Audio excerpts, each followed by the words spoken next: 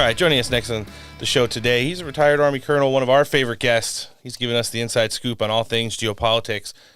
Colonel Douglas Macgregor, thanks for joining us on Steak for Breakfast. Sure, happy to be here.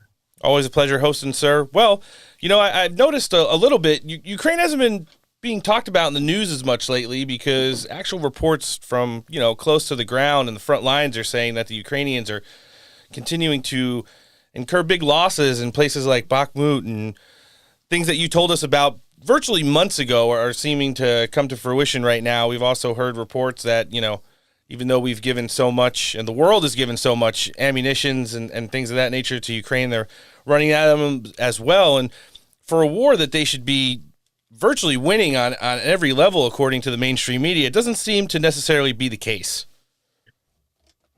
Gee, haven't left me anything to say. I think the lesson is that you can suppress the truth only so long, and ultimately the battlefield will reveal the truth, and that's what we're hearing. We're over 300,000 dead Ukrainian soldiers. That's not including the civilians that are probably killed and wounded as a result of the fighting. The Ukrainians have lost roughly 10,000 armored fighting vehicles, including self-propelled guns and tanks and other kinds of equipment. And we've lost, at least to this point, at least $70 billion of the $118 billion allocated for Ukraine. And I don't know how many Americans, Germans, Frenchmen, Brits in NATO uniform who've been operating in Ukrainian staffs and organizations have been killed. We won't know that for a long time, but I'm sure we've had several casualties. But the bottom line is the whole thing is falling apart. And I don't know where they're going to get a counterattack from, especially after the last 48 hours. The Russians destroyed 9 Ukrainian brigade headquarters, 200 tons of ammunition, and wiped out a substantial portion of whatever remained of Ukraine's air defense network. So once the mud dries, right now, if you're in Ukraine and you step off the road, you sink up to your waist or chest in mud. Oof. If you're in a tank or an armored fighting vehicle, you sink, nothing moves.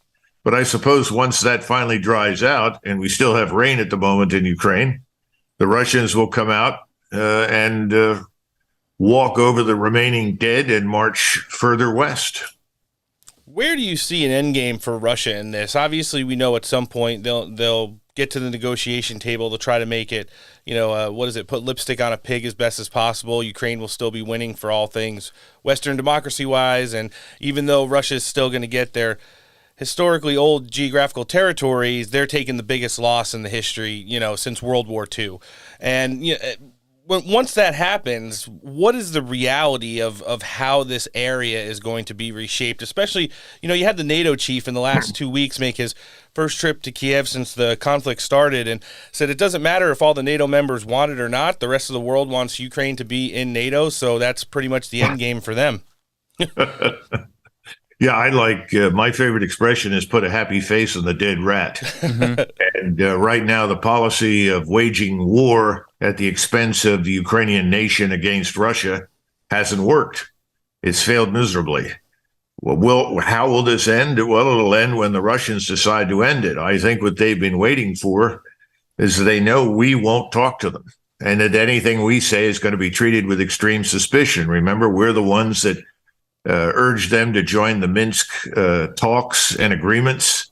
We promised them that we would deliver on equality before the law for the millions of Russians living in Ukraine and speaking Russian, that effectively the Russians would ultimately end up in a situation where Ukraine would not represent a threat to them. The opposite has happened, so they're not going to talk to us.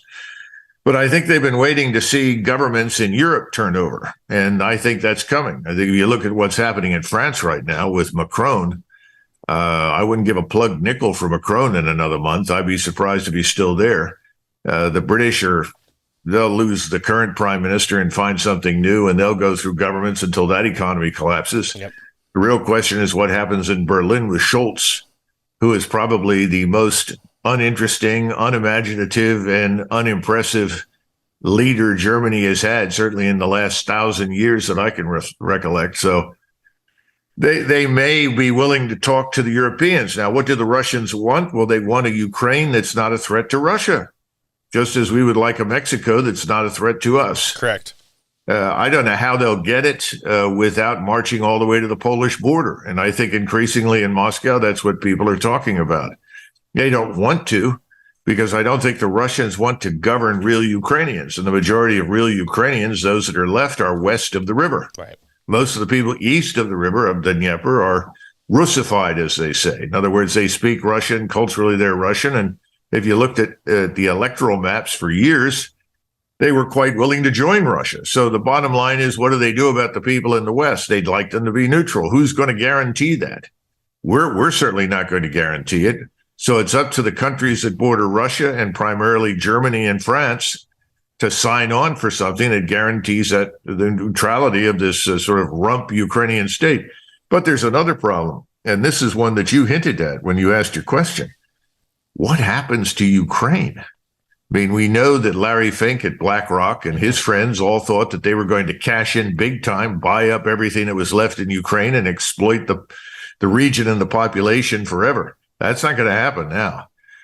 It looks like Xi has offered to help rebuild the place, provided Zelensky will come to terms with the Russians. But Zelensky can't really do that without probably being hanged himself for doing so. He certainly can't do it without our support. There are probably 18 million people left in Ukraine at this point. There were originally 30.5 million, 34.5 million. And if you go back to the early 1990s, there were over 80 million people living in the place. Right. So there's not much of Ukraine left. It's in ruins. Its population is left, and everybody coming out of the place insists they'll never go back. Mm-hmm. So we've destroyed Ukraine. Well done, Washington. While the rest of Europe looks on. And, oh, by the way, don't worry about Ukraine anymore, because it's time to prepare for war with China. That is the next thing I wanted to segue on. It seems like, as you know, people at the highest levels of our government and all of the big lobbyists in the military-industrial complex seem to get tired with this new shiny thing. You know, Zelensky's not going to be making any trips back to Congress to drape Ukrainian flags over the speaker's lectern and things like that. I've actually seen a couple editorials over the course of the last few weeks that, you know, if Zelensky doesn't play his card right and get in line by the summer, there's people who saying that he could be subject to his own, you know, U.S.-induced coup like they did back in 2014 when the group that would eventually come in and take power that led to his rise came in there. So now we're seeing all the Sunday morning talk shows this week said, oh, guess what? Now we need to prepare for war with China. There wasn't really any new developments. China does what they kind of do. Their military drills, they're testing missiles and rockets and equipment and stuff like that. They buzz the towers off the coast of Taiwan, and didn't really seem like anything big. And the last time you were here, you kind of laid it out really nicely, saying how there are people who see both sides of the coin in China and Taiwan. There's more backroom talks between those two nations probably than with the United States. But now it seems like the West just wants to stoke the flames to distract everybody's attention to their last failed war to a potentially new one. What can you tell us about that? Well, as I think we were talking earlier, if you've failed to win a single war in decades, what's the problem with adding yet another potentially failed war to the list? So I guess that's the justification or rationale for adding China. Look, the people in Washington want to keep the money flowing. Anything that threatens to stop the money from flowing. And I'm talking about money for everything you can think of, whether it's for entitlement programs or it's military programs. And remember, as long as you have forces spread all over the world, that's an enormous justification for spending. I mean, it costs us enormous quantities of money to maintain forces at sea, forces in Europe, forces in Asia, forces in Africa, forces in the Caribbean. All of these things must continue to sustain this enormous overhead of wasteful bureaucracy and politicians that we've created in D.C. Right. So clearly that's a big part of it. But I think Americans need to understand there's really no evidence whatsoever for any aggressive action on the ground or at sea by the Chinese military against us. Certainly nothing planned to go after Taiwan. That's absurd. And if you know anything about Taiwan, most of the island is mountainous. Yep. And there are only maybe one or two beaches where you can comfortably land. This place is still 100 miles of water away from China. The last thing the Chinese need right now is a war. 1 out of every Chinese male under the age of 30 and over the age of 18 is out of work. Xi can't produce enough employment. The shadow banking structure has been largely erased, so credit is drying up in China. The expansion is over. That's why Xi has been concentrating power, not to deal with us, although he has to defend against us in his mind. His biggest problem is inside China. Look, you got 1.4 billion people. Michael Faber likes to say there are, 4 or 5 versions of the United States inside China. Yeah. Every morning, Xi wakes up, and what's his principal nightmare? Dynastic change, that he'll be overthrown internally by hundreds of millions of starving, unhappy people. That's what he worries about. So he's worried about feeding everybody, protecting everybody, and housing everybody. That's a tough job when you got 1.4 billion people. I don't think he's got much time left over for anything else. No, and there were definitely talks earlier in the spring before his re-election. There was some dissent and unhappiness within the government of China towards his leadership when it came to taking care of things domestically instead of, extending the tentacles of the CCP throughout the course of the world. Colonel, last thing I wanted to ask you, we haven't touched on it too much with you, domestic politics here. Does anybody in the 2024 general election cycle that's running right now, especially in the Republican primary, when it comes to their foreign policy, have something that, brings to the table ideals that's going to, kind of get this war footing that we've fallen back into under the Biden administration back on track? Other than Donald Trump, no.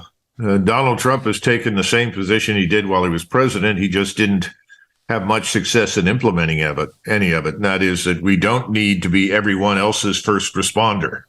We do not need to police the globe. We need, first and foremost, to protect the United States. That means its borders, its population. He wanted to do what Xi is trying to do with great difficulty. That is protect us, house us, provide a decent standard of living, employment, and so forth for the American people. Now, when you look at DeSantis, I listened to him a few months ago, and he made the statement, much to my surprise, that we had no vital strategic interest in Ukraine that justified the presence of any U.S. forces under any circumstances. And then within a few days, he reappeared and said, I was wrong. We absolutely have to be there.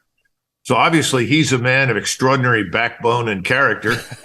And immediately surrendered whatever autonomy or independence he had to the big donors who said, no, got to be at war. Nikki Haley is probably just a little bit to the right of Hillary Clinton, but not enough to make much difference. Yeah. So what have you got on the so-called Republican side? I don't see anything. And then, of course, we have the stalwart president himself, Joe Biden, who was declaring victory the other night because Tucker Carlson had been removed from Fox News. Right. So much for the First Amendment and free speech in America. Wild times we're living in, Colonel. Listen, we're going to want to direct everybody that's not already tracking you and enjoys hearing you on our show to find you.